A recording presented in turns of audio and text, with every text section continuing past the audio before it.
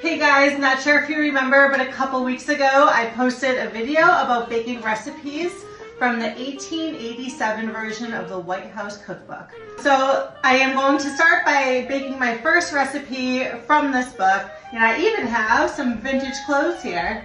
So the recipe that I'm making is called snow cake.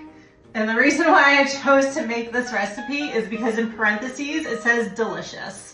So I'm really excited to make this and try this delicious snow cake.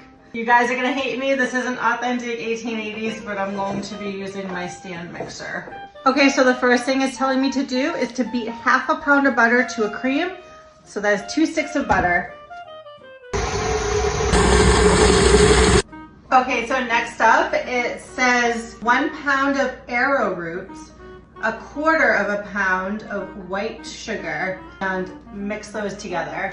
I had no idea what arrowroot powder was, so I went to Amazon and I found it. Apparently this is gluten-free. So this is a powdery product extract from the roots of the arrowroot plant. It's used as a thickener in foods. Its thickening power is twice that of regular flour. All right, so I'm gonna use my kitchen scale here, and I want 1 pound of arrowroot powder and 1/4 of a pound of white sugar. Okay, so the arrowroot powder and the white sugar, I add this at the same time to the butter, at the same time beating the mixture. All right, let's head back over to our mixer.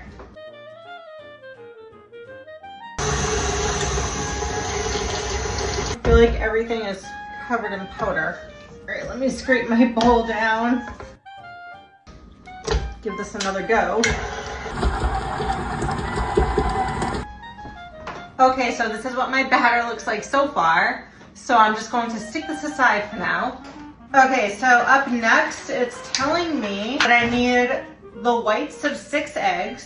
So I'm going to separate my yolks and my whites of 6 eggs and whisk the whites of the eggs to a stiff froth. Again, I'm going to cheat and use my mixer here. And then after that, I will add them to the other ingredients and beat well for 20 minutes. Now, this was the days before the stand mixer, so I don't think it needs to be beaten for 20 minutes. Instead of beating them for 20 minutes, I'm just going to beat it until it's incorporated. It looks like a batter should. So, all right, let's get started with the 6 eggs. All right, let's go whip these egg whites.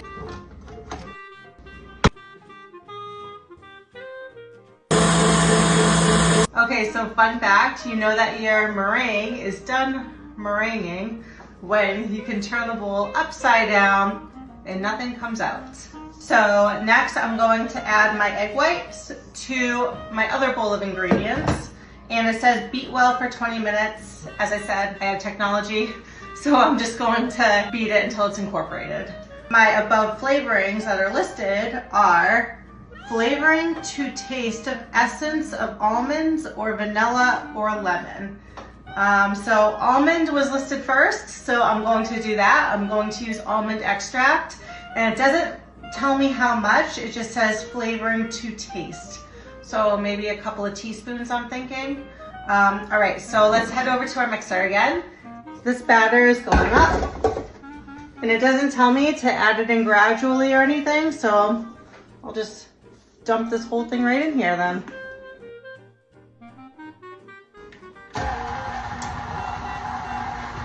Okay, so I guess I'm out of almond extract. I just searched everywhere for it and I don't have any.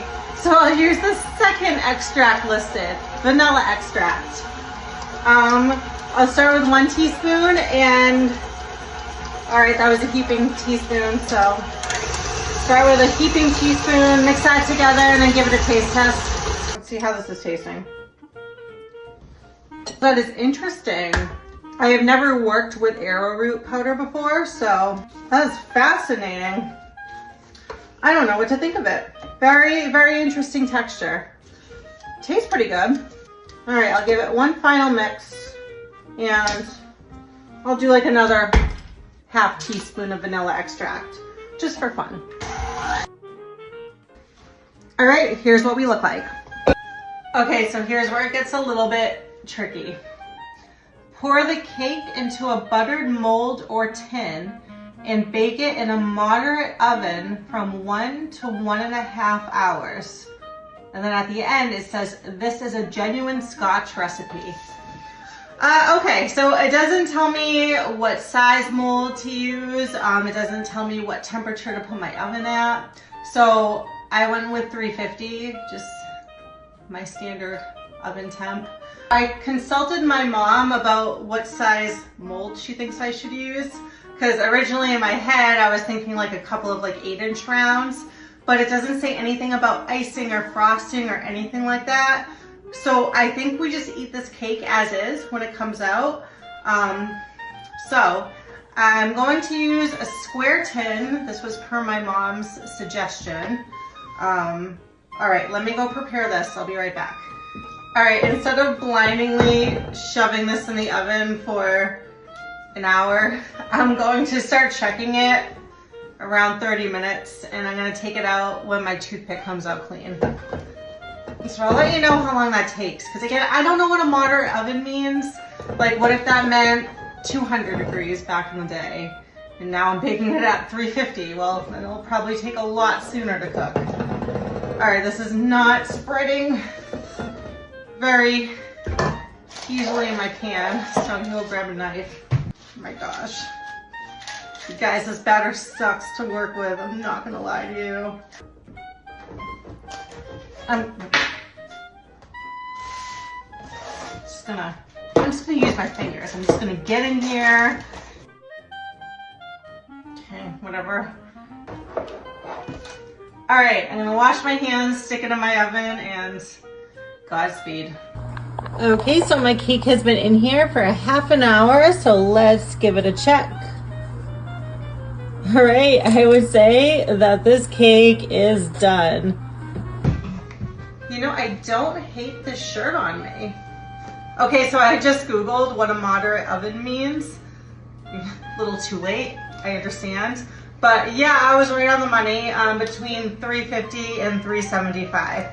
So that being said, this baked for 28 minutes, and I stuck a toothpick in it in many different places, and it came out totally clean. So I was like, I better take this out now. If I left this in here at 350 for an hour, hour and a half, like the directions said, my kitchen would probably be filled with smoke right about now. So here we are, all done. So I'm gonna put this on my cooling rack.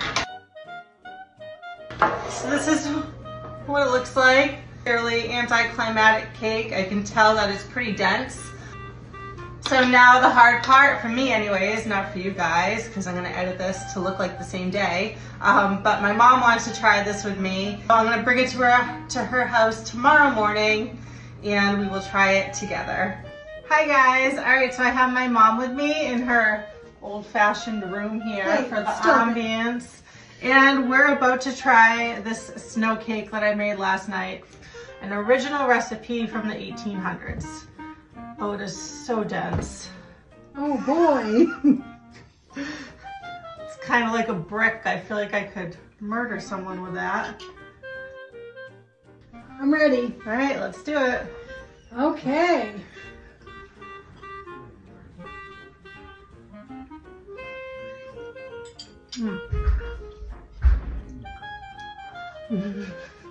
The liquid was a good idea.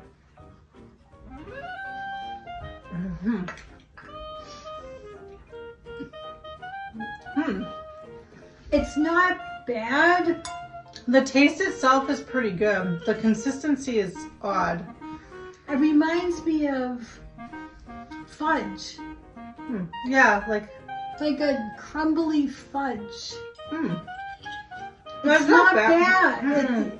It tastes vanilla and crumbly and not like a cake. It tastes like like fudge without the sweetness. The consistency throws you off at first. It's not cake. No. I understand why they call it snow cake though.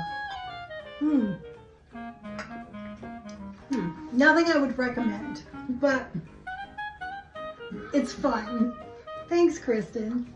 Thanks, Mom.